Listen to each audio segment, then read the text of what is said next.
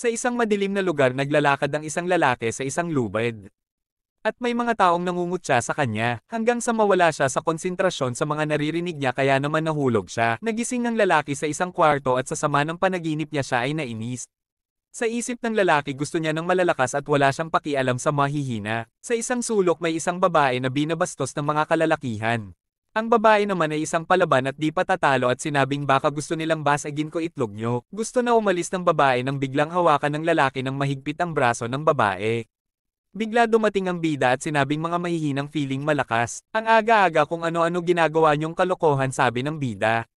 Nainis naman ang lalaki sa bida at biglang sumuntok ito sa hangin. At agad naman gumanti ang bida at ilang sandali lang bagsak na ang mga nambabastos sa babae kanina. Sinabi ng bida na tandaan nila siya para ang mahihina ay layuan siya at malalakas lang ang humanap sa kanya. Lumalabas na ang bida ay isang mahilig sa basag ulo, at ang pangalan niya ay Haruka Sakura. Lumapit ang babae kay Haruka at nagpasalamat. Namula naman si Haruka at sinabing di niya siya gusto iligtas o anuman na inis lang daw talaga sa lalaki kanina. Tinanong naman ng babae kung gutom ba si Haruka sa una nagpakipot pa si Haruka kakainin din pala luto ng babae na nagtratrabaho sa cafe. Si Haruka ay galing pa sa ibang bayan at sabi ng babae ay di karaniwan na may mga taong lumilipat sa lugar nila dahil isang magulong lugar ang kanilang lugar.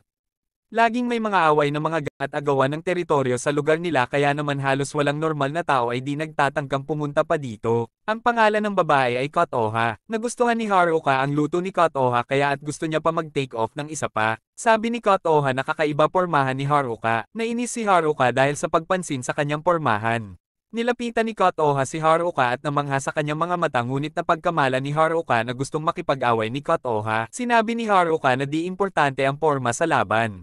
At kaya siya pumunta sa Firen dahil kahit mababa ang ranggo ng eskwelahan marami namang malalakas na fighter dito at gusto niya mapunta sa tuktok ng mga pinakamalakas. Ito ay labanan ng mababa pa sa mababa kinaiinisan ng lahat at walang importante kundi ang pakikipag-away. Tarantado sa tarantado ang pakikipaglaban at abutin ang tuktok ang pinakamasayang gawin yon ang paniniwala ko sabi ni Haruka. Sa kabila ng pagiging seryoso ni Haruka, pinag-try pa naman ito ni Kotoha at inaasar na kaya pala naka-uniform ka ngayon kahit wala pang pasok. Kakalipat ko lang at wala akong ibang damit kundi ito sabi naman ni Haruka. May isang matandang customer ang papalabas na at sinabi kay Kotoha na iniwan na niya ang bayad sa mesa.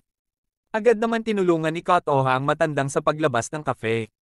Ngunit bigla tinawag ni Haruka ang matanda na kalimutan pala neto ang kanyang bag. Tuluyan nang lumabas ang matanda. Nakalabas na din si Haruka. At kanina sa loob ng cafeteria matapos ihatid ni Kotoha ang matanda sa labas may pinabigay ang matanda kay Haruka at sinabing siya ay lifesaver. Naguguluhan naman si Haruka kung bakit maganda ang pakikitungo ng mga tao sa katulad niya at ang uniform niya ay isang sikat na delinkwente sa lugar nila. Normal na reaksyon daw sa kanya sa kanila ay paghihinalaan agad siya huling nag-abot daw siya ng bag pinagbintangan pa siyang magnanakaw. Sa susunod kailangan mo mas mag-ingat sinabi na Haruka kay Kotoha. So ano gusto mo pagkatiwalaan ka o hindi? Sagot naman ni Kotoha sa kanya. Tama na pinili mo ang Firen sabi ni Kotoha, pero di mo mabot ang tuktok kahit kailan. Sa kalagayan mo ngayon imposibleng mangyari yun sabi ni Kotoha. Di mo ba alam gaano ako kalakas sambat naman ni Haruka? Kahit anong lakas mo at galing sa pakikipaglaban di mo peren mararating ang tuktok alam mo kung bakit? Kasi mag-isa ka lang sabi ni Kotoha. Bigla naman naalala ni Haruka ang panaginip niya kaninang umaga at nainis ito at sinabing di siya mahina at di niya kailangan ng kasama para manalo sa laban. Naglakad na pala si Haruka. Sabi naman ni Kotoha kitain mo ang mga taga-Firen at malalaman mo ang ibig kong sabihin. Nasa labas na si Haruka at may mga delinkwente sa malapit.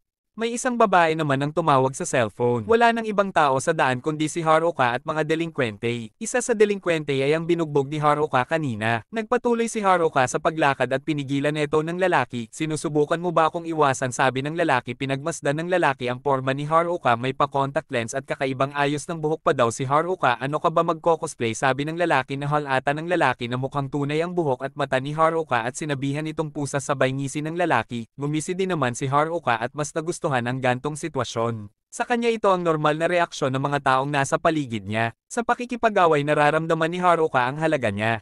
Kapag natatalo niya ang mga kaaway sa harap niya ibig sabihin mas magaling siya. Hanggang sa naisip ni Haruka ang sinabi ni Kotoha na di niya maabot ang tuktok kasi mag-isa siya. Pinatigas ni Haruka ang kamao niya at ito'y mukhang handa na lumaban ng lalaki naman puro salita pa kaya naman sinuntok na ni Haruka ito alam ni Haruka na mukhang weirdo ang itsura niya pero ano naman ngayon heto talaga ako sabi ni Haruka. Sumugod na si Haruka anong sa tingin mo ang ginagawa mo sabi ng mga delinkwente. Sa isip ni Haruka kung siya ang pinakamalakas di ba siya rin dapat ang nasa tuktok. Ano ba ang kinalaman ng pagiging mag-isa sa laban? Ang labanan mula kay Haruka at mga delinkwente ay nagpatuloy. Si Haruka ay nagpapaulan ng suntok at sipa sa kanyang mga kaaway kahit marami sila di man lang makaisa ang mga ito. May narinig si Kotoha mula sa labas at tinignan kung ano ang nangyayari. May isang lalaki tumakbo papalayo, ilang saglit lang hino-stage na pala si Kotoha. At sinabi ng lalaki na tumigil na sa paglaban. Walang pakundangan naman agad sinugod ni Haruka ang taong ng hostage kay Kotoha at sinipa ito sa mukha. Huwag daw mag-assume si Kotoha gusto niya siya iligtas, ayaw niya lang ng ugali ng lalaki na nagdadala ng kutsilyo sa laban. May isang pasugad kay Haruka habang siya ay nakatalikod, ngunit walang hirap niya itong napabagsak at sinabing para silang libro madaling basahin. Sa kabila ng pinakitang galing ni Haruka, wala sumugod pa din ang mga kalaban niya. Si Haruka ay nahihirapan dahil may prinoprotektahan siya. Naisip ni Haruka, ba't niya prinoprotektahan si Kotoha? Ang pagprotekta sa iba ay walang kinahihinatnan na magandang resulta. Habang nakikipaglaban si Haruka, ang bumagsak na lalaki kanina at pilit inaabot ang kutsilyo at hinawa ang hiniwa ang paa ni Haruka.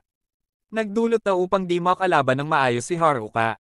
Di alam gagawin ni Haruka at pumikit na lang siya. May nagsalita naman na lalaki sa harap niya at minulat ulit ni Haruka ang mata niya at napansin ang fear and uniform. Malaking tulong ang nagawa mo, sabi ng lalaki. Lumalabas na sinalo ng lalaki ang pag-atake. Natuwa si Kotoha dahil kilala ni Kotoha ang tumulong sa kanila. Siniko ng lalaki ang may hawak ng baseball bat. At ilang sandali lang dumating na rin ang ibang taga-Fieren. Pinaalala naman ni Hiragi na sa ginawa nilang gulo makakatikim talaga sila ng sakit ng katawan. Sinabi ng lalaking mataba, uunti nila di gaya ng sabi nagsumbong. Pwede na ang dalawa sa atin, sabi naman ng isa pang taga-Fieren. Si Haruka naman ay nagtataka kung bakit tinutulungan nila siya. Huwag kayong matakot, apat lang sila, sabi naman ng mga kalaban. Sinabihan naman ni Hiragi sila Matsumoto, Kaji, Yanagida na kapag lumagpas sila sa baseball bat sila ang bubugbugin ni Hiragi. Agad naman sumugod ang tatlo at sila ay nagpakita ng kanilang mga estilo sa pakikipaglaban. Si Haruka naman ay nasa gilid na lang nanunood ng laban nang biglang may sumugod sa kanya, di may galaw ang kanyang paa. Bigla naman dumating si Hiragi para tulungan si Haruka. Sinabi ni Hiragi na tumabi na lang siya kung injured na siya. Huwag mo ko patabihin, ako bubugbog sa mga yan, sabi naman ni Haruka. Diyan ka lang baliw, di kita maproprotektahan kung magkikilos ka, sabi naman ni Hiragi sa kanya. Wala na, nasambat pa si Haruka. Napansin niya ang mga tao na nag-cheer para sa Fieren. At sinabing hinihintay namin kayo, sige galpihin nyo yung mga yan, sabi ng mga tao sa lugar. Si Haruka naman ay nagtataka. Sabi naman ni Kotoha na sinabi ko sa iyo kanina na delikado dito hanggang sa nagkaroon ng agawan ng gera sa pagitan ng mga kupunan at nagpabago sa mga yon. 2 taong na nakakalipas ay ang mga estudyante ng Fahrenheit. Ang unang ginawa nila ay maglagay ng mga sign sa nasasakopang lugar. Sinabi naman ni Hiragi ang nakasulat dito ay kung sino mang magdulot ng sakit, paninira, may masamang puso, ay gugulpihin ng bufori ng walang anumang alinlangan. Kung di kayo marunong bang gumamit ng bat, at least marunong man lang kayo magbasta, sabi ni Hiragi. Sinabi naman ni Kotoha na ang pangalang Boferen ay kumakatawan sa buong Fahrenheit. Dati wala naman daw silang tawag hanggang sa tawagin na sila ng mga taong lokal na Boferen, the Guardians of the Neighborhood o Windbreakers. Ang mga taong lokal ay lumapit sa mga tagapagtanggol nila at nagpasalamat. Masayang nagpapasalamat ang mga tao sa mga taga-Fieren at sa isang sulok si Haruka ay naiinis dahil parang heroes pala ang mga taga-Fieren. Sabay naalala niya ang nakalipas niya na negatibo ang tingin sa kanya ng mga tao. Naiinis at nagtataka si Haruka kung bakit sila tanggap at hindi kinakatakutan ng mga tao. Nagulat si Haruka dahil may mga lumapit din sa kanya at pinuri siya. Napansin ng matanda na may sugat si Haruka kaya naman gusto neto gamutin siya, ngunit sinabi ni Haruka na tumigil ang matanda. Lumapit naman si Kotoha para palitan sa pwesto ang matanda. Habang ginagamot ni Kotoha si Haruka, pinagsasabihin niya ito at sinabing mula ngayon dedepende ang mga tao sa kanya. Wala akong paki sa kahit sino man. Di ko kailangan ng sino man. Kung ganun, bakit mo tinungan kanina si Tandang Yama sa shop ko kanina? Bakit mo ko tinulungan? Di ka pa sumusuko sa mga tao. At di mi kailangan sumuko. Nakikita kong mabuti kag tao. Kaya bakit di mo ipagpatuloy kung ano ka? Kung ginawa mo, sigurado malalaman mo kung ano talagang gusto mo. Mukha namang natouch si Haruka sa mga sinabi ni Kotoha sa kanya. Tumakbo si Haruka sa maraming tayo, sabay tumalon sinasabing, "Anong Boferen o Guardians of the Neighborhood?" Ang astig pakinggan nun, sabi niya sabay sipa sa lalaking kalaban nila kanina. Sabay tanong sa sarili kung pwede talaga makisama sa iba dito. Namangha naman ng mga tao sa ginawa niya. Heto ang kwento ng mababa pa sa mababa, kinaiinisan ng lahat, walang importante kundi ang kamao. Hanggang sa naging bayani ng bayan. Pagbukas ng pinto ni Sakura mukha niya ay naiinis. Tinanong naman ni Kotoha kung bakit. Lakas ng loob mong gawin akong kabayo mo. May bitbit palang matanda si Sakura. Na ang pangalan ay Granny Sato. Bumaba ka na sasampalin kita pag-galit na sabi ni Sakura. Tumalo ng matanda mula sa pagkakabuhat ni Sakura. Sabi ng matanda sa kanya kanina masakit ang balakang niya at halos di ito makatayo. Lumalabas na naisahan ng matanda si Sakura. Kahit anong gawin mo taga-Fahrenheit ka pa din sabi ng matanda sa kanya. Nagpasalamat ito at sinabing lifesaver si Sakura. Nahihiya si Sakura ay gusto na umalis. Niyaya naman muna siya ni Kotoha kumain, ngayon ang unang araw mo sa Fahrenheit di ba mamayang hapon papasok mo alis just palang excited ka no pabirong sabi ni Kotoha, naglalakad-lakad lang ako sabi naman ni Sakura. Maraming interesadong gawin dun sabi naman ni Kotoha. Inis naman ulit si Sakura. Sa gitna ng pag-uusap nila may pumasok na isang lalaki habang tinatawag si Kotoha at sa entrance palang natapilok na ito. Binati naman ni Kotoha ang lalaki ito pala si Nirei. Binati din ni Nirei si Granny Sato. Tinanong naman ni Nirei si Kotoha kung anong itsura niya sa bagong uniform niya. Di mo pa natanggal ong tag sabi naman ni Sakura. Oo nga sabi naman ni Inga. At natamba na naman dahil lang sa tag pati pala tag sa pants niya di niya natanggal. Fearin din ba tatanong ni Sakura? Pareho kayong first year sabi ni Kotoha. Taga-ibang town ka ba sabi ni Nirei. Oo at di na mahalaga yon sabi ni Sakura. Anong meron sa ganyang buhok tapos ganyang mata sabi ni Nirei. Bakit anong meron seryosong tanong ni Sakura. Stress ka? Mabigat siguro pinagdadaanan mo kahit bata ka pa sabi ni Nirei. Napaisip naman si Sakura sa sinabi sa kanya habang si Kotoha naman ay nagets agad ang biro kay Sakura. Nainis naman ta sa pagtawa ni Kotoha habang natatawa pinakilala ni Kotoha ang isa't isa. May binunot naman si Nirei na booklet na may nakasulat na top secret at napatanong kung ano ginagawa ng di kilalang tao dito. Ganyan lang talaga yan walang masamang gagawin yan sabi ni Kotoha. Alam mo ba na di ordinaryong school ang Fahrenheit ang miyembro ng school ay tagapagtanggol ng mga taong lokal. At syempre isa ako sa kanila kaya naman ano ginagawa ng katulad mo dito na di kilala at walang anumang koneksyon sa Fahrenheit.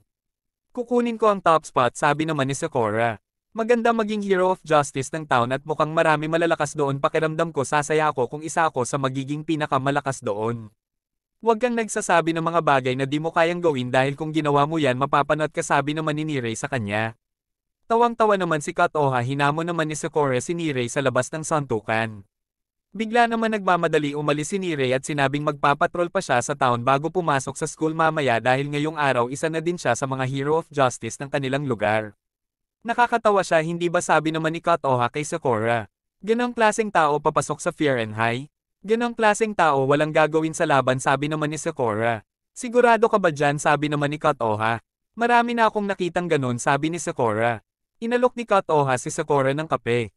Ginawa namang halimbawa ni Kotoha ang kape ay kulay pula ngunit marami ang di nakakaalam nito ang alam lang nila ay ang nakikita nila sa lalagyan at ito ay kulay brown at ito ang alam ng karamihan. Kaya wag ka sana maghusga agad sa nakikita mo lang sabi ni Kotoha.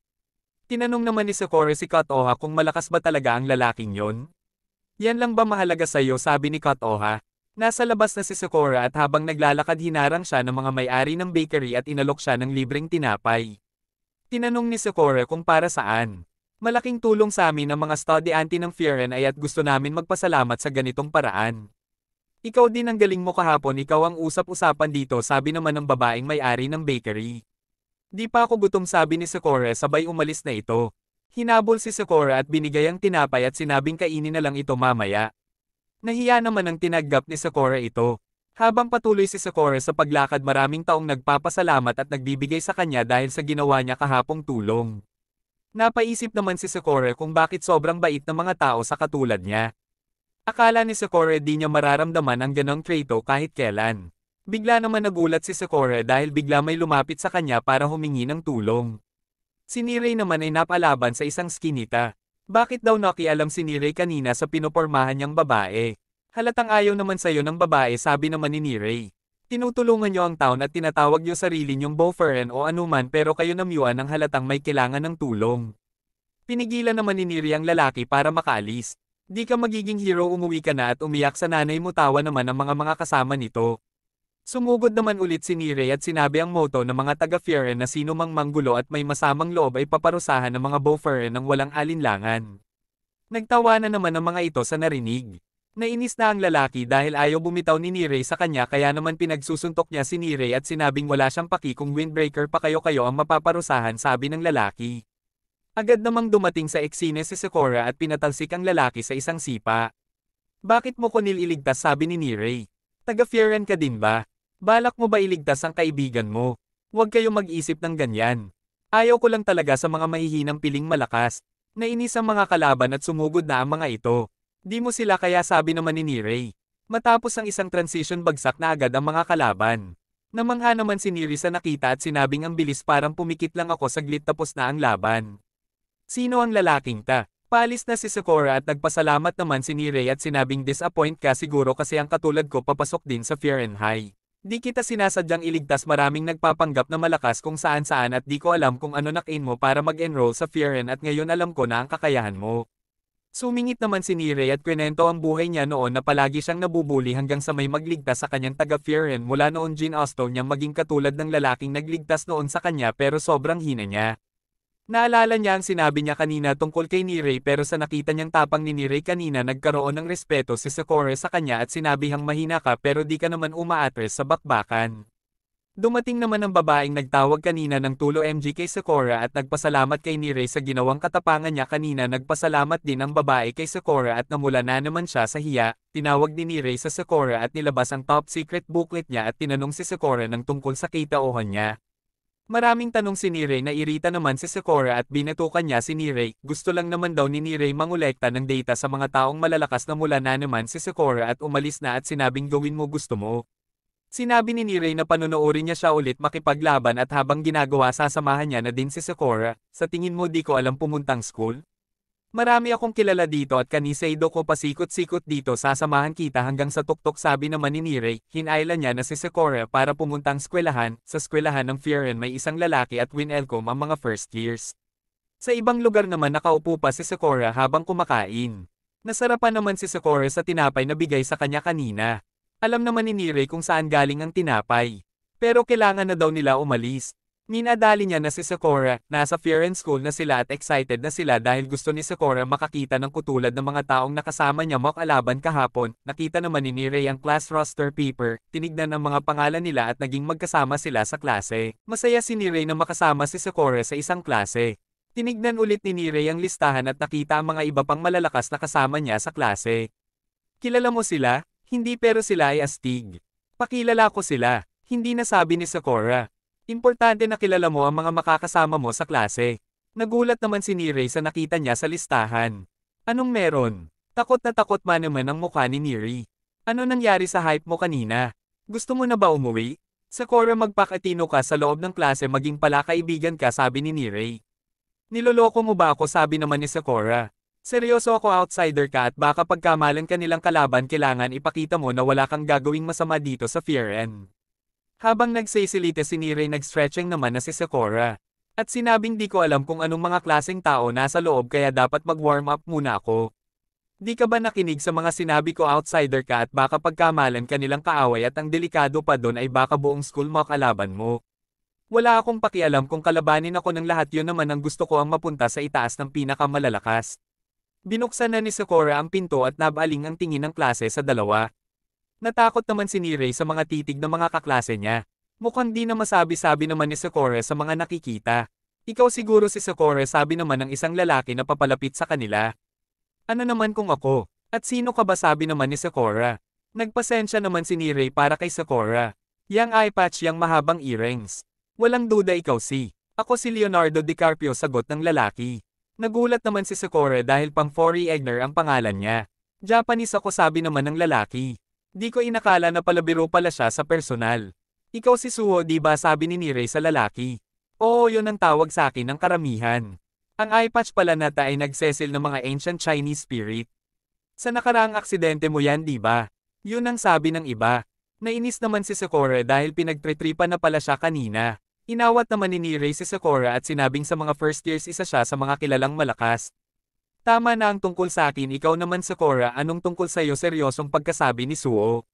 Sabi na nga hindi welcome ang mga dayo dito sabi naman ni Nirei. Nabalitaan ko lahat yon ang galing nun, ikaw ang usap-usapan sa Main Street kahapon di ba? Sabi niya kay Sakura. Nagtataka naman ang ibang study auntie kung ano tinutukoy si Suo. Kung away na pinuntahan nila Hiragi kahapon bago sila dumating ang una na nakikipaglaban doon para iligtas ang town si Sakura. Totoo ba sabi naman ni Nirei? At ang ibang kaklase naman nila ay nabilib kay Sakura. Anda ng lola ko kahapon sabi niya may lalaking naka-fair and uniform na nakikipaglaban. Sabi na nga may dayong darating dito sabi ng isa pang lalaki. Wala pang pasok kahapon pero naka-uniform pababol pa ng isang lalaki. Lumapit na ang ibang kaklase nila na parang fanboy at natuwa naman si Nirei at maganda na ang pakikitungo nila kay Sakura. Bakit ka napunta dito para mag-enroll sabi ng isang lalaki? Kukunin ko ang top spot sabi naman ni Sakura nagulat ang lahat sa sinabi niya. Nataranta na naman si Nirei. May nagbato ng upuan at mukhang narinig ng lalaki ang sinabi ni Sakura kaya ito naiinis. Masaya naman si Sakura dahil may makakalaban na siya. Huwag mo siya labanan sa buong klase o kaya sa buong school siya ang pinakadelikado na dapat iwasan. Siya si Kyotaro Sug-Ishita. Gusto ng ganyan sabi naman ni Sakura. Sumugod na si Sug-Ishita at sa lakas ng suntok niya nasira ang lamesa. Nagharap na ang dalawa. Ngumiti si Sakura at sinabing nagugustuhan ko ang mga nangyayari. Kapag nasa paligid si Sug-Ishita di mo dapat binabangit ang tungkol sa pagiging top spot. Dahil middle school pa lang palagi na siyang pumupunta dito.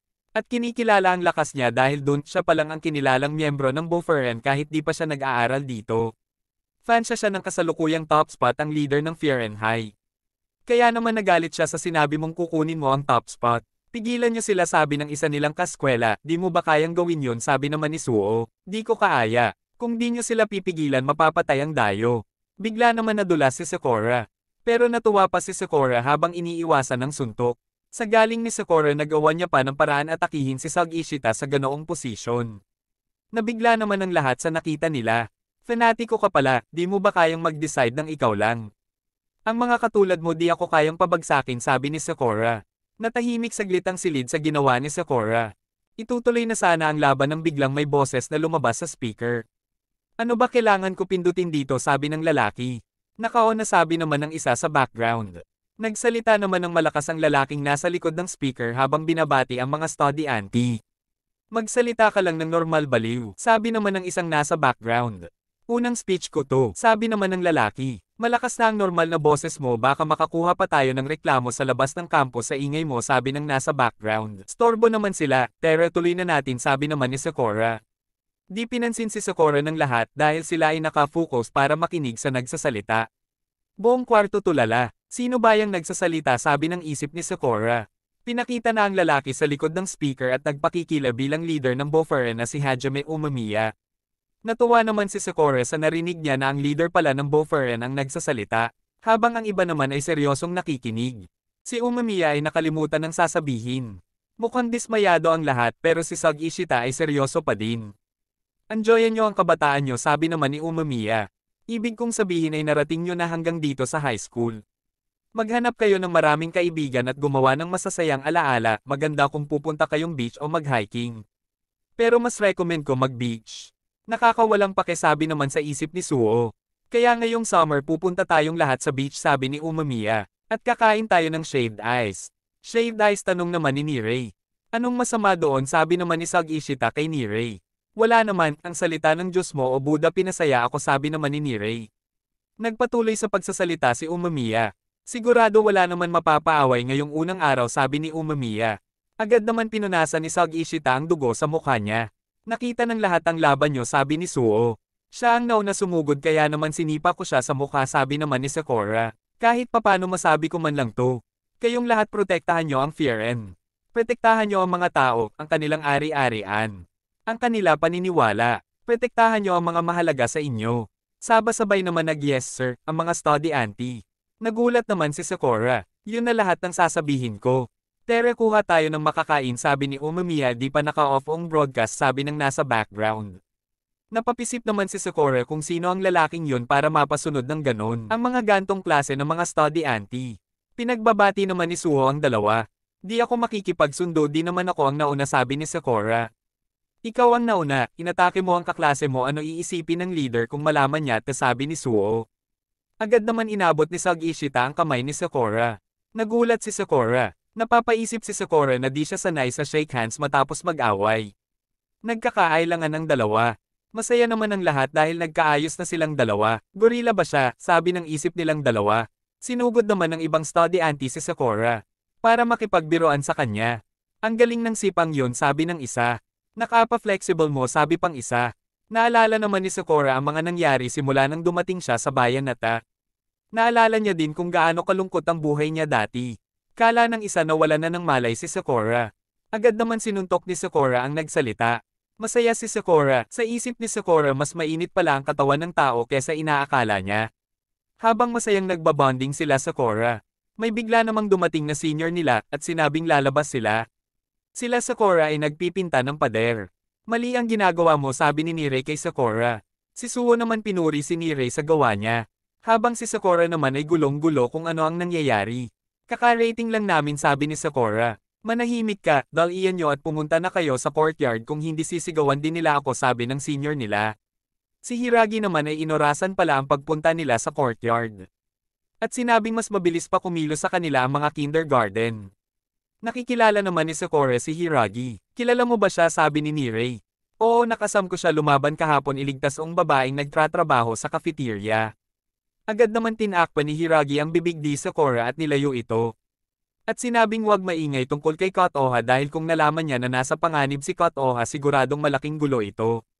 Tandaan mo wala si Kotoha doon at huwag ka na madaldal tungkol kahapon, kung hindi, uubo na naman ako ng dugo. Uminom naman ito ng gamot. Wala akong alam kung ano dahilan mo para mag-enroll dito. Malas mo lang kasi napunta ka sa nakakatawang leader. Ano pinag-usapan niyo, tanong ni Nirei. Wala lang, sabi naman ni Sakura. Nainis siya at nananakit ng tao sabay uminom ng gamot para sa heartburn, napaka-weirdo niya. Bakit ka nagsusulat, tanong ni Sakura. Di mo ba alam isa si Hiragi sa Four Kings ng Boferen? Wala naman idea si Sakura. Si Umamiya ang leader ng Boferen. Sumunod naman ng Four Kings para silang kapitan sa isang klase ng 3 grado. So team 1 tayo kasi nasa class 1 tayo, tanong ni Sakura. Hindi. Ang team na kanilang sa Class 1 ay ang Tamen Team, Jakoku Team, Zojo Team, at Komoko Team. Magbuo kayo ng team na 4 o 5. Bawat team bibigyan ng second year o third year bilang supervisor nyo. Sundin nyo ang mga utos nila at alamin nyo ang pamamaraan namin. Tera, na sabi ni Hiragi. Saan naman tayo pupunta, sabi ni Sakura. Magpapatrol tayo sa town, sabi naman ni Hiragi. Bakit kasama ko tong lalaking ta, sabi ni Sakura. Utos ni Umamiya na nabantayan ko kayong dalawa. Di ba naglaban na kayo? Sabi ni Hiragi. Bigla na lang siyang sumugod at sumuntok. Kaya naman sinapa ko mukha niya. Ang titigan ng masama ang dalawa. Huwag kayo magdikit, sabi ni Hiragi. Parang kindergarten teacher si Hiragi, sabi naman ni Suo. Sabi mo magpapatrol pero puro lakad lang ginagawa natin. Dapat humanap na tayo ng gugulpihin, sabi naman ni Sakura. Di natin kailangan maunang umatake. Kapag nakakita tayo ng nanggugulo doon lang tayo papasok, sabi ni Hiragi. Boring naman nun, sabi ni Sakura. Mas boring ka, puro lang away gusto mo. May nakita si Hiragi na matanda at tinulungan ito. Erase tayo ng erase pero dami pa din ang naggra-graffiti, sabi ni Nirei. Medyo nababawasan naman na gumagawa na ito, sabi ng nagpatrabaho sa kanila. Anong klase to? Inis na, sabi ni Sakura. Boss, tapos na ditong parte, sabi naman ni Hiragi. Nagbigay naman ng pagkain ng nagpatrabaho sa kanila bilang pasasalamat. Sa laban ka lang ba masaya, tanong ni Hiragi. Alam ko ang ganyang pakiramdam. Ganyan din kami noon. Ang pakikisama at pagiging kailangan, pwede ding maging masaya. Sa kakalakad nila narating nila ang may marka ng ibang grupo. Ang pangit naman ng markang yan, mukhang aso. Nataranta naman si Nirei dahil baka may ibang makarinig sa sinabi ni Sakura. Ang marka na nakita nila ay border ng Boferen at isa pang grupo. Di ka dapat gumagawa kalokohan na ikakagalit ng kabilang grupo. Ang pangalan ng grupo ng nasa kabilang border ay Shishitoren. The Devotes of Power. Natuwa naman si Sakura sa narinig niya. Sa loob ng kabilang teritoryo may hinahabol. Nakikala naman ito ni Hiragi na uniform ng middle school ng Fieren. At sinabing bilasan ng lalaki at bumalik sa border ng Fieren. Sa likod ng bata ay may mga naghahabol na mga naka-Shishitoren uniform. Bigla naman nadapa ang lalaki. Wala magawa si Hiragi kundi manood. Bigla naman sumugod sila sa Sakura at Sag-Ishita. Bagsak ang lalaki. Nataranta na naman si Nirei habang si Suo naman ay tuwang-tuwa sa ginawa ng dalawa. Ako na bahala, tumabi ka na dun sa gilid, sabi ni Sakura kay Sag-Ishita. Nawalan siya ng malay, isang sipa lang walang silbi, sabi ng dalawa sa kasama nilang walang malay. Nagtataka si Sakura sa trato nila sa kasamahan nila. May parating na lalaki at tinanong kung anong nangyayari. Nagulat naman ang dalawang abnoy. Nakita ko kayong tumatakbo kaya sumunod ako, sabi ng lalaki.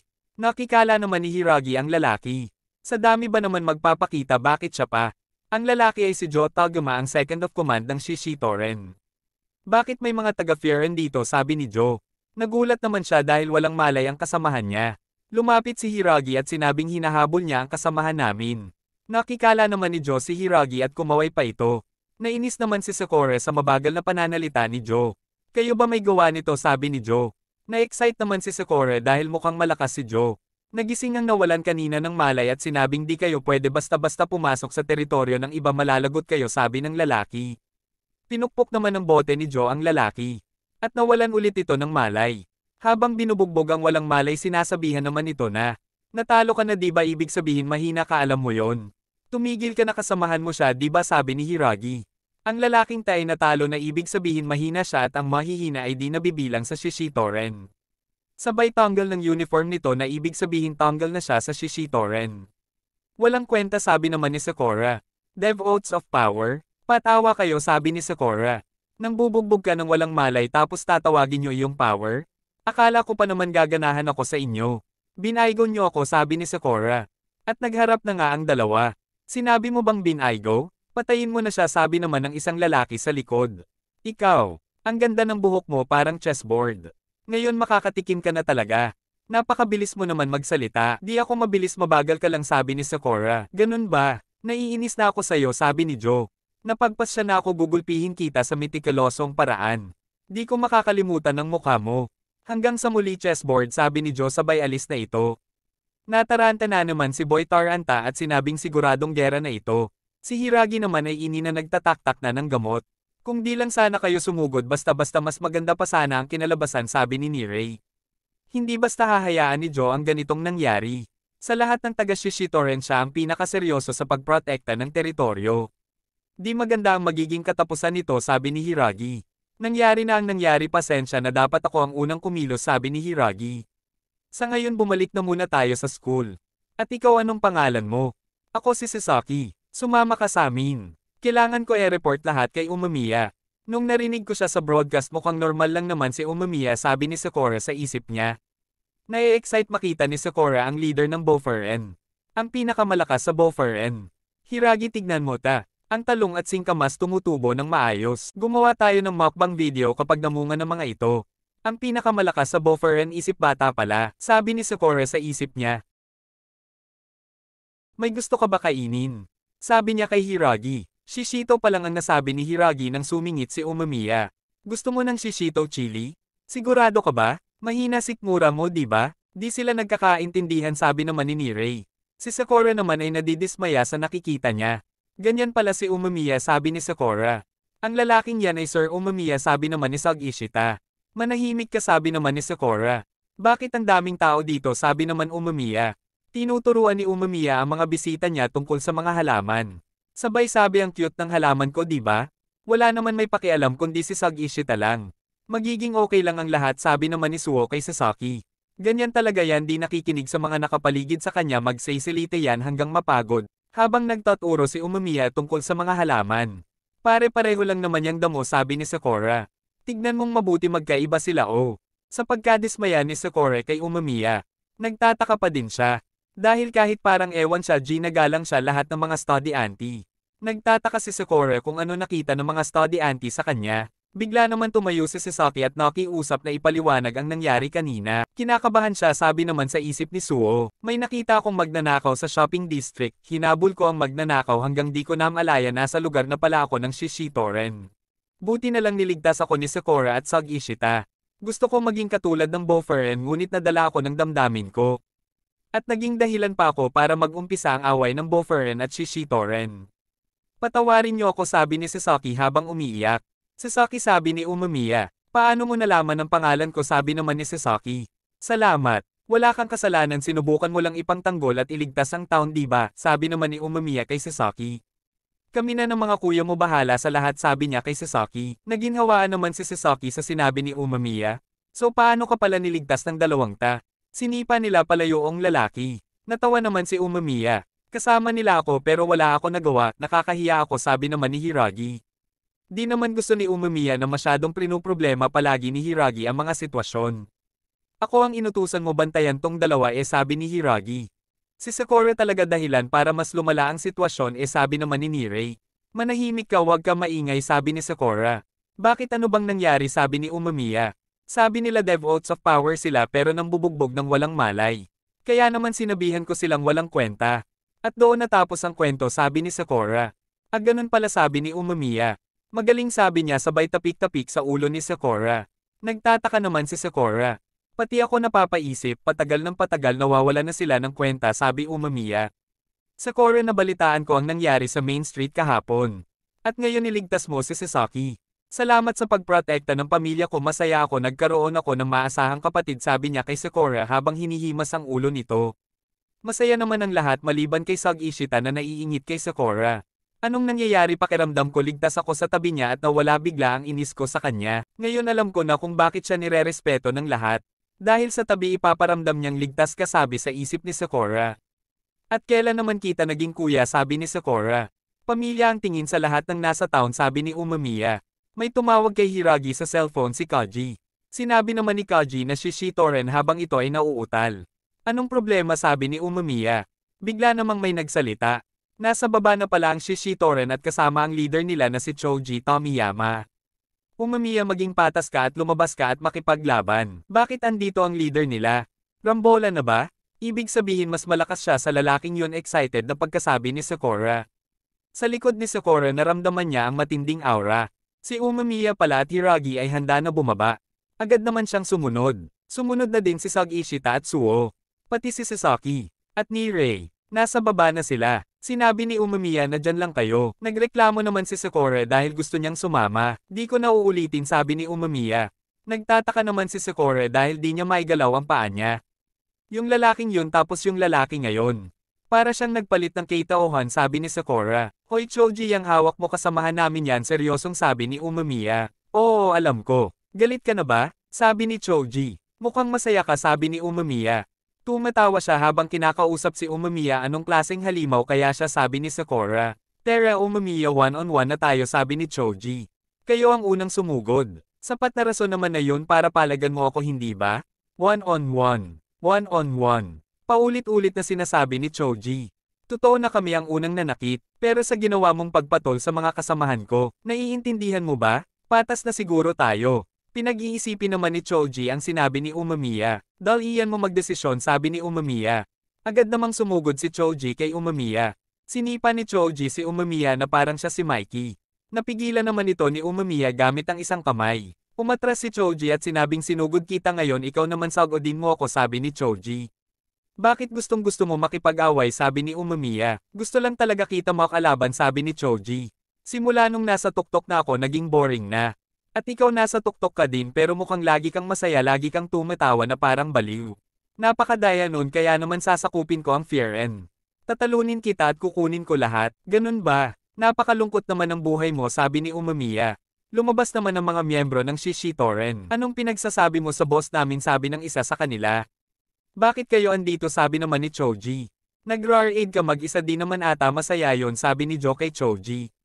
Nag-uumpisa pa lang ako mag-explain kanina, umalis ka na agad sabi ni Jo kay Choji. Hoy chessboard, short time no see. Ikaw naman parang mop. Mop ko pa mukha mo Sabi ko dun lang kayo sabi ni Umemiya. Manahimik ka muna. Di kami papayag sa one-on-one habang pinapalibutan ka ng kalaban. Na-touch naman si Umemiya.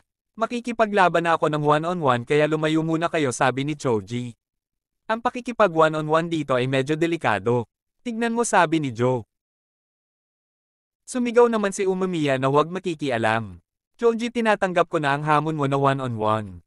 Paatrasan mo na muna ang mga kasama mo. O since gagawin ko, makalaban ka lang. Bakit pa kami kailangan umatras? Duwag ata leader nyo sabi ng taong manok. Dudurugin kita sabi naman ni Sag Ishita. Huwag kang nainis, totoo naman sabi ni Manok. Sila yung mga magkakasama kanina hindi ba, mukha silang mahina.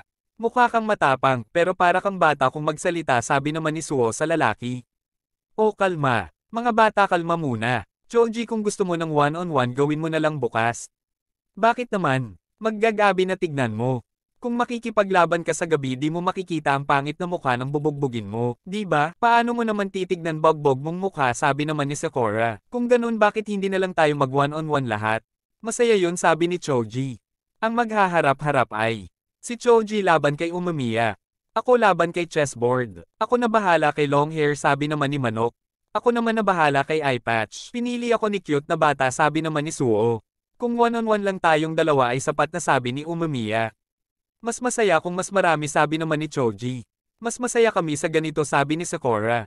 Grabe mga first years ngayon sabi ni Hiragi. Pwede din ako sumali? Gusto ko makalaban ni Hiragi sabi naman ng isang lalaki. Nakilala naman ito ni Hiragi bilang si Sako. Pasensya na Umamiya pero gusto ko na din sumali sabi ni Hiragi. Kung ganun heto ang aming lineup mag-enjoy tayo sa laban bukas sabi ni Umamiya. Masamata, talagang masamata sabi naman ni Nirei. Ang ingay mo naman sabi ni Sakura. Sino sa tingin mo sino may kasalanan neto sabi ni Nirei. Wala kang mapapala sa pag-aalala ni Nirei sabi naman ni Kotoha. Kumain muna kayo sabi ni Kotoha. Ang ibig kong sabihin paano kung matalo si Umamiya bukas sa Choji na yon. Nainis naman si Sagi Ishita sa narinig. Kung matatalo ng Shishitoren ang Boferen bukas baka di na din mag-exist ang Boferen. Magiging ayos lang ang lahat. Di naman sila mahihina eh. Alam mo yun sa sarili mo sabi ni Kotoha. Bahala kayo dyan basta ako tapos na kumain, aalis na ako. Pero di pa dumadating sila Umamiya. Bakit sa dami ng lugar dito pa sabi ni Sakura. Nagrereklamo ka pero inubos mo naman ang omelette rice na bigay ko sabi ni Kotoha. Kilala ito na hangout area ng mga Boferen. Balita ko bago sila lumaban pumupunta talaga sila dito, sabi ni Suo. Si Umamiya ay dumating na at pinupuri ang kagandahan ni Kotoha. Malalaki na nga pala ang mga gulay na sinabi ko sa'yo nung nakaraan next summer papadeliver ko sila dito sabi ni Umamiya. Anong meron sa kanila sabi naman ni Sakura. Favorite ni Umamiya si Kotoha sabi naman ni Suo. Namulat ng inig si Sakura habang tinatanong na girlfriend niya ba siya. Sa tingin mo? Sabi ni Suo. Agad naman sinabi ni Kotoha na, hindi, huwag kayong mag-isip ng kung ano. Kasi ang totoo na kababatang kapatid ko siya sabi naman ni Umamiya. Ano ba talagang meron sa inyo sabi naman ni Kotoha. Pareho kaming lumaki sa isang bahay kaya naman ganyan umasta sa akin si Umamiya sabi naman ni Kotoha. Ganun lang naman pala sabi ni Kotoha. Nakababatang kapatid hindi nakakatanda. Bakit ilang taon ka na ba? 16 na katulad mo. Sinungaling ang tanda mo para maging 16 na sabi ni Sakura. Binato naman ni Sagi Ishita si Sakura. Si Umamiya naman ay parang galit na nakangiti at sinabing napaka-mature ni Kotoha. Sagi Ishita wag ka basta-basta nang babato sabi ni Umamiya. Paborito talaga ni Umamiya si Kotoha, naiintindihan nyo ba? The best sa Japan ang omelette rice mo. Hiragi di ka ba kakain sabi ni Umamiya. Napapaisip lang ako kung ano nangyari sa Shishitoren. Ano bang meron sa kanila noon? Devotees of Power. Ang Shishitoren ay simpleng grupo na naghahanap ng lakas sa pakikipaglaban. Totoo na karamihan sa kanila ay sakit sa ulo. Pero di sila baliw para habolan ng nag-iisang middle schooler pa lang. Dati nagkaroon kami ng malaking labanan laban kanila. Napakalupit ng labanan na yun pero masarap sa pakiramdam sa mabuting paraan. Pero simula maging leader si Choji may mga chismis na kumakalat. Ang nangyari kanina ay hindi na bago. Si Choji at Joe ay maalaga sa mga kasamahan nila, simbolo ng devotion nila sa lakas. Paano naman sila umabot sa kung ano sila ngayon? Ang sagot ay na kay Choji. Anong sagot? Di ko alam, malalaman natin bukas pagkatapos namin mag-usap. Mag-uusap? Di ba pumunta tayo doon para makipagsantukan? Ang isang santukan ay isang pakikipag-usap sa Korra. Minsan ang kamao ay lengguwahe kung saan mas malalaman mo ang tungkol sa kalaban mo. Isang lengguwahe na tayo lang ang makakaintindi. Kotoha isa pa. Last order na yan pasara na ako. Huwag kayo malilate bukas. Kotoha babalik ulit ako sa susunod. Kayong lahat, di ako nakapagpasalamat ng maayos kanina kaya naman. Maraming salamat sa pagligtas niyo sa akin. Sana manalo kayo bukas sabi ni Sasaki. Kaming bahala sabi naman nila. Maliban kay Sakura na namumula na naman at sinabing di ako lalaban para sa'yo. Baliw ka, ang kailangan mo lang naman sabihin ay, ako nang bahala. Ako nang bahala hiyang sabi ni Sakura. Magaling sabi naman ni Kotoha. Habang pauwi si Sakura, ang laban ay pag-uusap. Ang kamao ay lengguwahe. Kahit kailan di ko naisip yun. Kinabukasan nasa border na sila. Tera na sabi ni Umamiya. At pumasok na sila sa loob ng teritoryo ng Shishitoren. Kahit kailan di ako nakipaglaban para sa kahit na sino noon. At di ko alam kung bakit. Mas tiwala ako ngayon na di ako matatalo. Sila Choji naman ay naghihintay at winelcome nila sila Umamiya. Heto na kami sabi naman ni Umamiya. Welcome sa aming teritoryo, sumunod kayo sabi ni Choji. Tera na dito ang daan sabi ni Choji. Sumunod naman sila Umamiya kila Choji. Habang naglalakad napatingin si Sakura sa paligid. At napansin na maraming bar dito.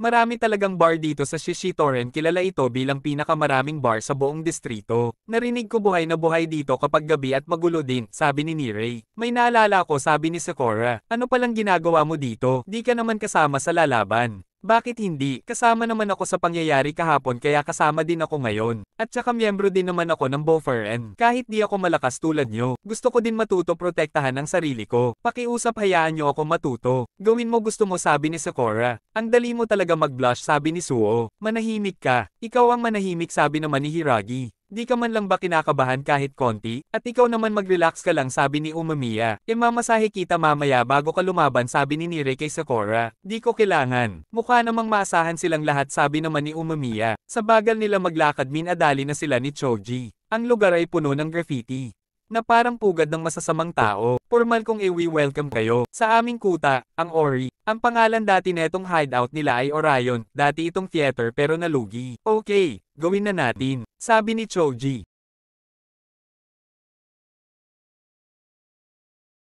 Oras na para pumasok ang ating mga manlalaban sa arena. Napakaraming miyembro ng Shishitoren sa loob, at sabik na sila sa parating na mga laban. Nakilala naman nila agad si Umamiya at Hiragi. Ngunit sa mga first year ng Frieren ay wala silang idea kung sino sila. Makakauwi pa kaya tayo ng buhay neto, sabi naman ni Nirei. Andito ka para matuto, di ba? Mag-focus ka doon, sabi ni Sakura. Oras na para umpisahan ng napakasayang one-on-one event. Hiyawan naman ng mga taga-Shishitoren. Ang galing ginawa na niya tong parang fiesta event. Makinig kayo, ang laban ko ang main event dito. Di importante kung manalo o matalo kayo, kaya naman huwag kayo mag-alala kapag nasa stage na kayo. Kapal mo, kahit hindi importante sa amin ang manalo o kaya matalo. Di ko haayang matalo ako. Maasahan ka talaga, sabi naman ni Umamiya. Tara na dito, Umamiya, maglaban na tayo. Di pwede mauna agad ang mga kapitan, sabi ni Joe. Kapitan, pwede bang ako na ang maunang lumaban? Kanina pa ako naiirita sa titig ni Tarzan. Niyayayaya ka na, sabi ni Suo. Sige, pwede ka na lumaban, sabi naman ni Umamiya. Hoy! Di pa tayo tapos sa laban natin. Kapag natalo ka sa mahihinang tulad niyan, di na ako makikipaglaban sa'yo kahit kailan. Nakikinig ka ba? Arima! Arima! Sabi naman ng mga miyembro ng Shishitoren. Nilabas naman na ni Nirei ang mahiwagang libro niya, at nakita ang tungkol kay Arima. Si Arima ay nang babala ng rib sa isang suntok lang, sabi ni Nirei. Kung ganun pareho lang sila, kaya din naman gawin ni Sag Ishita yun, sabi ni Suo. Naaawa ako sa kanya para ilagay siya dyan at isiping magiging pareho sila ng level. Shish, nakakairita talaga yung mga mata mo. Si Manok ay tumingin kay Umamiya at parang nakaisip ng masamang balak ang taong Manok. Hoy Umamiya, anong nangyayari sa'yo, sabi ni Manok na parang nag-aalala. Si Sag Ishita naman ay nag-alala at napatingin kay Umamiya. Agad namang sumugod si Manok at sinuntok si Sag Ishita. Huwag kang tumitingin kung saan-saan kapag nasa laban, baliw ka, sabi ni Manok. Hinawakan ng mahigpit ni Sag Ishita si Manok at sa higpit neto di na siya makawala. Kailangang may sir, sabi naman ni Sag Ishita. Hinawakan niya sa mukha si Manok at binalibag siya sa sahig. Nabilib naman ng lahat, habang, ang hihina naman. Sabi naman ni Sakura, kahit sa isang solid na suntok di napabagsak si Sag Ishita. Sir Umamiya, kasi dapat yon, sabi naman ni Sag Ishita sa napabagsak na kalaban.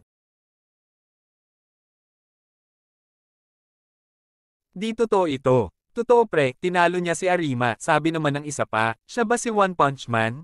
Sabi naman ni Nirei, di pwede mangyari ito. Wow, ang galing-galing mo naman, labanan mo ko, sabi ni Choji. Pinigilan naman ito ni Joe at sinabing umupo ka at maghintay sa pila. Natatakot naman si Nirei dahil wala silang pakialam sa kasama nilang natalo at nawala ng malay. Sira ulo ata talaga tong mga ito, dagdag pa niya. Binati naman ni Umamiya si Sag Ishita sa pagkapanalo at sinampal-sampal ang parte ng mukha niyang sinuntok. Di ka man lang nagulat sa Kore, sabi ni Nirei. Alam ko kung gaano siya kalakas, so makikipag-ayos ka na ba sa kanya, sabi ni Suo. Hindi, sinasabi ko lang na kahit papano malakas siya. Tinanong naman ni Choji si Joe kung sakali paano niya tatalunin si Sag Ishita. Nakatulala naman ito na parang walang naririnig. Inutusan naman ni Choji ang dalawa sa kasamahan niya na tanggalin ang sagabal sa stage. Kinakabahan naman na ang bata. Ang bigat niya, pagod na ako, ibagsak na lang natin siya dito sa malapit. Lagi ka kasing nagmamagaling, bagay lang sa'yo yan, sabay sipa ng isa sa kasamahan niya. Wala kayong kwenta, sabi naman ni Sakura. Nataranta na naman si Nirei. Huwag niyo na ulit tatawagin sarili niyong deboto ng lakas. Nahihiya ako para sa inyo, mga lampa. Di na importante kahit anong sabihin mo, Sakura. Ang mga batang tulad nila ay di makakaintindi hanggang matalo sila. Feeling mo kaya mo ako? Nagalit naman si Choji at sinabing hoy, di ikaw ang kalaban niyan. Umatras na ang lalaki. Agad naman nagbago ulit mood ni Choji at sinabing, next na dali-dali. Ako nasusunod sabi ni Sakura. Huwag kang baliw malinaw naman na ako nasusunod sabi ni Suo. Sinong baliw sabi ni Sakura. Tama ba ako bata? Sabi naman ni Suo. Stress ka na Tera muna dito mag-exercise sabi ni Suo. Tumayo naman na ang bata para pumunta sa stage. Sakura baliw ka noong sinabi mong kukunin mo ang top spot. Gusto mo ba makipag-away sa akin? Ready ako kahit kailan sabi ni Sakura. Akala ko noon wala kang ibubuga pero nagkamali ako. Ang ganda ng pangarap mo. Gagawin ko din ang lahat ng makakaya ko para makasabay sa'yo. Dahil iyan mo umakyat ka na sa stage. Kanuma paliparin mo yan, sabi ng mga taga-Shishitoren. Anong klaseng tao siya? Tanong ni Sakura. Si Kanuma ba? Sige hinahanap ko na. Hindi siya. Si Suo ba? Sikat siya sa pagiging malakas nung nasa middle school pa siya syempre. Alam ko na yun sa tingin pa lang. Ano pang alam mo sabi ni Sakura. Wala na nakasulat dito tungkol sa kanya ang alam ko lang ay sikat siya at di ko alam kung sino ang mga tinalo niya o kung ano kaya niya gawin sabi ni Nirei. Seryoso ka ba sabi ni Sakura. Narinig ko na din ang pangalan niya pero wala rin akong alam sa kanya sabi ni Hiragi. Ang alam ko lang iba-iba ang middle school na pinasukan niya. Wala din akong alam sa kanya sabi ni Umamiya. Pero naintindihan ko nung makasama ko siya. Siya ay isang mabait na Ginoo. Naiinis na ang bata. Bakit di mo ngayon pinag-tripan yung walang malay mong kasama tanong ni Suo? Matagal ko nang kasama si Arima. Natalo ang kapatid ko natural lang na mainis ako sabi ng bata. Tsaka ka lang magrereklamo pag naging biktima ka. Para ka lang bata sabi ni Suo. Mabait? Sabi naman ni Sakura. Iiyak ka na ba? Maliit na bata sabi ni Suo. Nainis at sumugod na ang bata. Walang hirap naman pinigilan ni Suo ang suntok ng bata. Nagulat ang lahat sa ginawa ni Suo.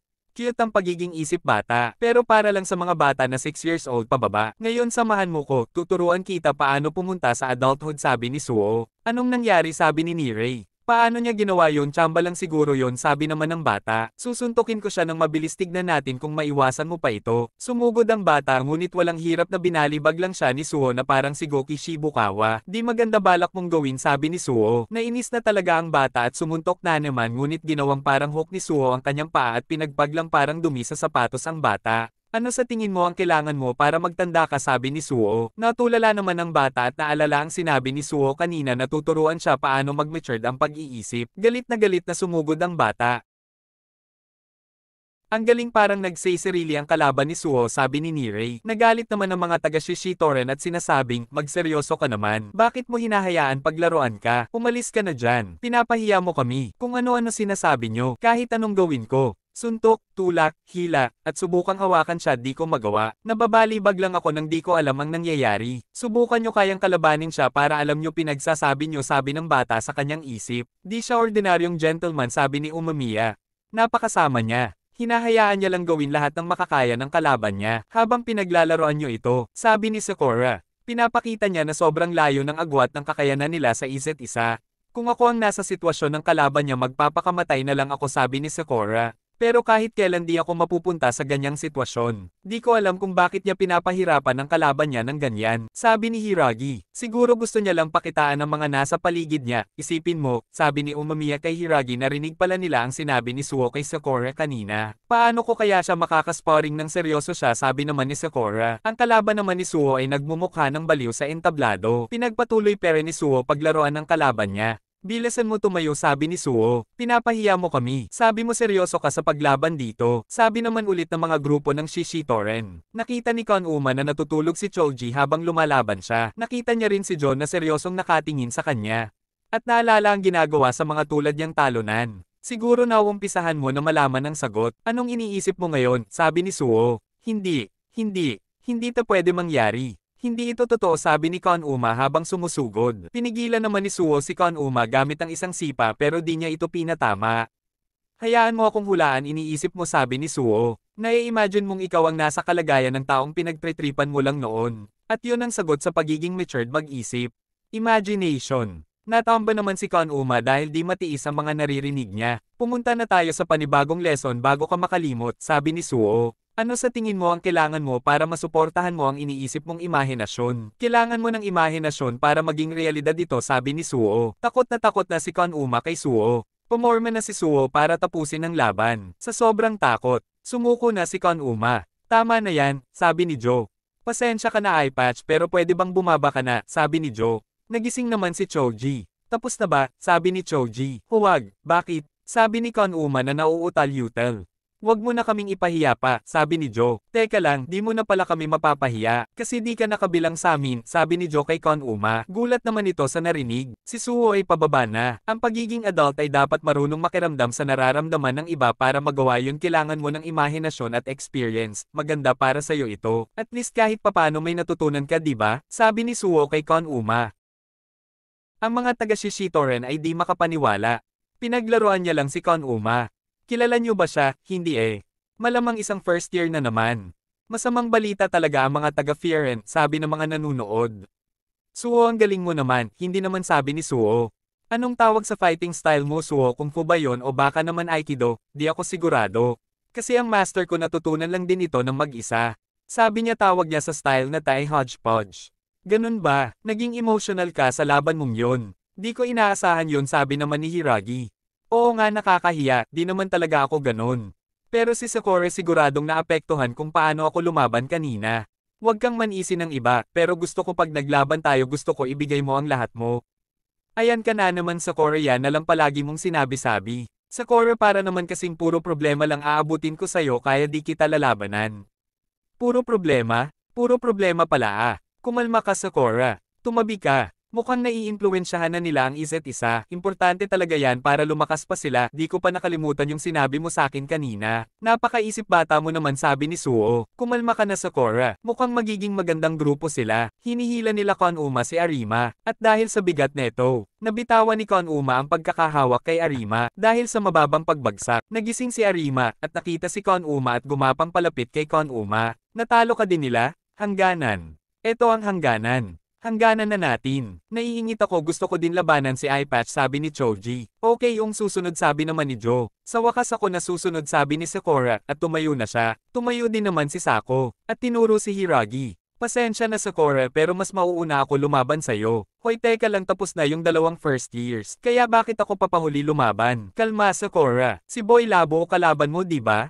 Mukhang wala pa siya sa mood lumaban. Si Boy Labo ang kanilang vice captain, mas maganda sana kung ako ang lalaban sa kanya. Sinasabi mo bang di ko kaya manalo sa kanya? Hindi sa ganun, may tiwala ako sa'yo. Di mo kailangan magtiwala sa akin. Mananalo ako kahit anong mangyari. Bida-bida kasi yung isang tumayo, ako na sana lalaban magkakikala ba sila, sabi ni Nirei. Mukhang ganun na nga, sabi naman ni Suho. Di masyado nagkwekwento si Hiragi tungkol sa kanya.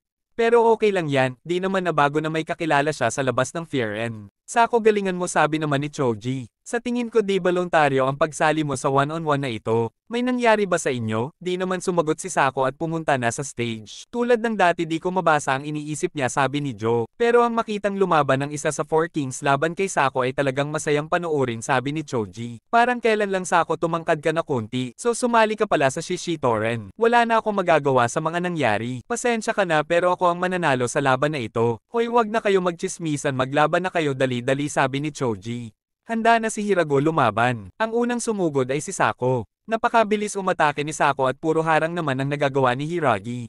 Nagpapakita ng kakaibang galing sa pakikipaglaban si Sako. Wala naman ginagawa si Hiragi kundi puro sangga. Pasensya kasi ako mananalo sa laban na ito. Hanggang ngayon minamaliit mo pa din ako. Nakakaawa ka. Di na ako tulad ng dati. Ipaparamdam ko yon sa buong katawan mo.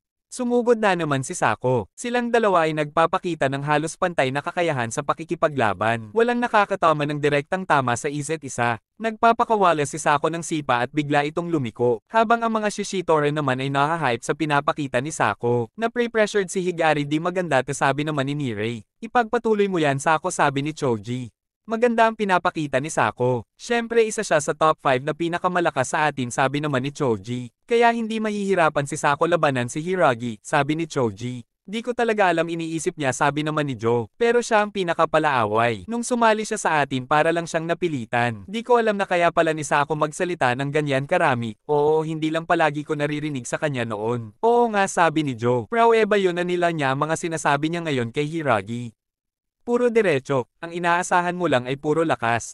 Walang interesado sa mga galaw mo, di ka man lang nag-improve. Ikaw naman naging madaldal ka na ngayon, di ko naman tinuro sa'yo yan. Kung di ko tinuro ang style ng pakikipaglaban ko, baka nakagat mo na ang dila mo ngayon. Nainis si Sako at sumugod ng sobrang bilis. Nagulat si Hiragi dahil mas bumilis si Sako. Tumalon habang umiikot sabay sipa sa ere si Sako. Na nagpatalsik kay Hiragi sa dulo ng stage. Si Hiragi ay bumagsak na parang wala ng malay.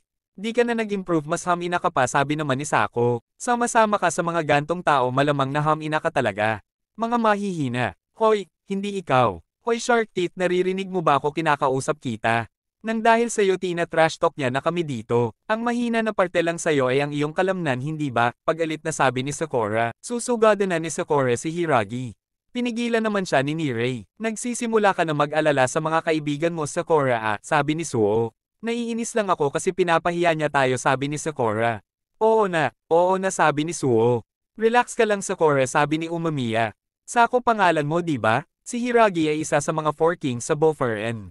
At pinamumunuan niya ang grupo ng Tamenten. Alam mo ba ang kahulugan ng Tamenten? Sabi ni Sako. At may biglang humawak sa balikat ni Sako. Matagal na din nung huli akong nasipa ng ganon. Ang lakas nun. Bumwelo ng suntok si Hiragi at naiwasan naman ito ni Sako. Kahit papano nakapagpakita ako ng kahinaan. Lumakas ka na nga, di ka na tulad ng dati.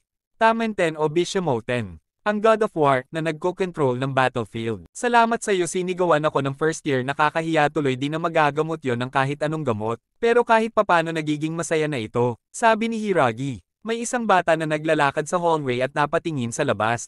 Sa labas naman may batang pinagtutulungan. Hoy, huwag kang mayabang porket matalino ka. Wala akong ginagawang masama, di ako nagyayabang, sabi naman ng bata. Diyan kami naiinis, sabi naman ng isang bata. At bigla siyang sinuntok ng isa pang bata. Pinagpatuloy nila pagtulungan ng kawawang bata. Anong sa tingin nyo ang ginagawa nyo, sabi naman ng bata kaninang nasa hallway. Balik sa laban nila Hiragi at Sako. Sila ay nagpapakita ng halos pantay na labanan. Seryosong nanunood ang mga miyembro ng Shishitoren.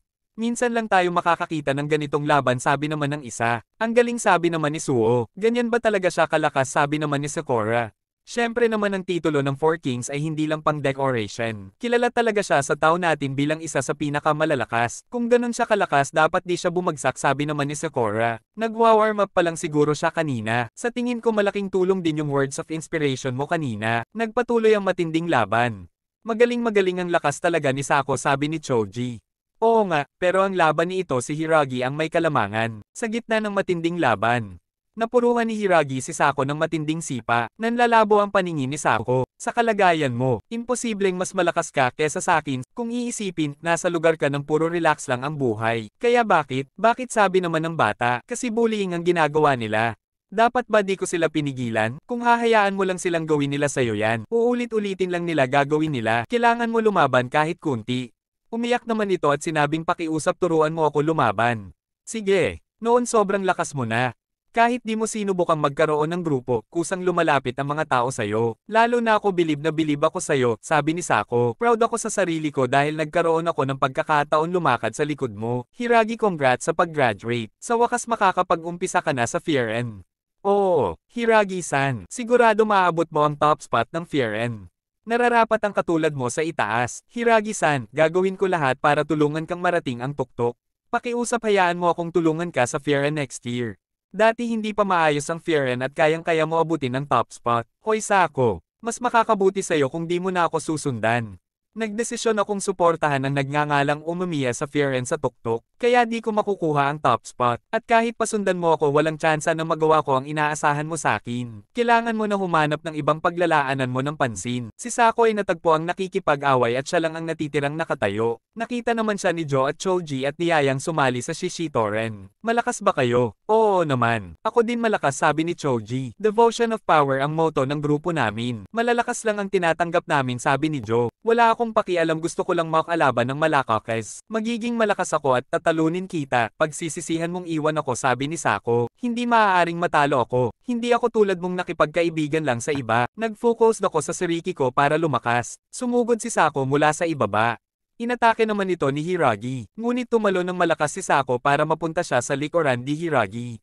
Aatake na si Sako nang bigla namang sumipa si Hiragi patalikod. Si Sako ay patamba na, di pwedeng matalo ako, sabi ni Sako. Nagpas siya kang maging sunod sa Nuren sa ibang tao. Kaya di ako pwede matalo. Sumuntok si Sako pero wala na itong lakas at napigilan ito ni Hiragi ng isang kamay lang. Sako, patawad kung di ko naabot ang inaasahan mo sa akin. Sinuntok ni Hiragi si Sako sa sikmura at tuluyan ng bumagsak si Sako. Sa isip ni Sako, walang dapat ihingi ng tawad si Hiragi. Alam ni Sako na iniisip lang ni Hiragi ang nakabubuti kay Sako. Ang tanging ikinagalit ni Sako ay sinabi ni Hiragi na wag na niya siyang sundan. Napaka-selfish ko, sabi ni Sako. Ikaw pera ng dati na gusto ko maging katulad, gusto ko lang naman sabihin mo na, sundan mo ako. Nawalan na ng malay si Sako. Naalala naman ni Hiragi si Sako noon. Susundan kita habang buhay, Hiragi-san. Anong meron pa bigla-bigla ka? Nakapagpas siya na ako. Hiragi-san ng katulad mo ang makakakuha sa top spot. Kapag tapos mo kunin ang top spot, susundan pa rin kita. Yun ang gusto ko gawin. Kamot batok na lang si Hiragi. Di naman makapaniwala ang mga taga Shishitoren sa nakita na pati si Sako na top 5 sa pinakamalakas nila ay natalo. So ayan pala si Hiragi Toma ng 4 Kings ng Boferen. Sabi ng mga taga Shishitoren. Ang gandang laban, sabi ni Suo. Si Choji naman ay masaya, pera ng lakas talaga ni Hiragi. Gusto ko siyang labanan, sabi ni Choji. Wala akong pakialam kung sino. Pero tanggalin niyo siya sa stage. Ako nagagawa, sabi no Hiragi. Ibinaba ni Hiragi ng dahan-dahan si Sako. Salamat, sabi ni Jo, pero di mo naman kailangang ailapag siya ng dahan-dahan. Okay, salamat sa lahat. Kukunin na ni Jo si Sako. Pinigilan naman siya ni Hiragi. Pwede bang tsaka mo na siya asikasuhin pagtapos ng one-on-one mo? Hinigpitan ni Hiragi ang kapit kay Jo, at sinabing nang bubugbog ka ng walang malay. Baka matalo ka mamaya, mawalan ka ng malay, bogbogon din kita, sabi ni Hiragi. Umalis na si Hiragi. Binati nila si Hiragi sa kanyang panalo maliban kay Sakura. Ang galing ng roundhouse kick na yon, kahit ako ayaw kong tamaan nun, sabi ni Umamiya. Di ka magtatanong? Ng ano? Gaya ng kung sino ang lalaking yon. Gusto mo ba pag-usapan? Di sa ganun. Kapag gusto mo pag-usapan, sabihin mo lang sakin at makikinig ako, sabi ni Umamiya. Ngumiti na lang si Hiragi sa sinabi ni Umamiya.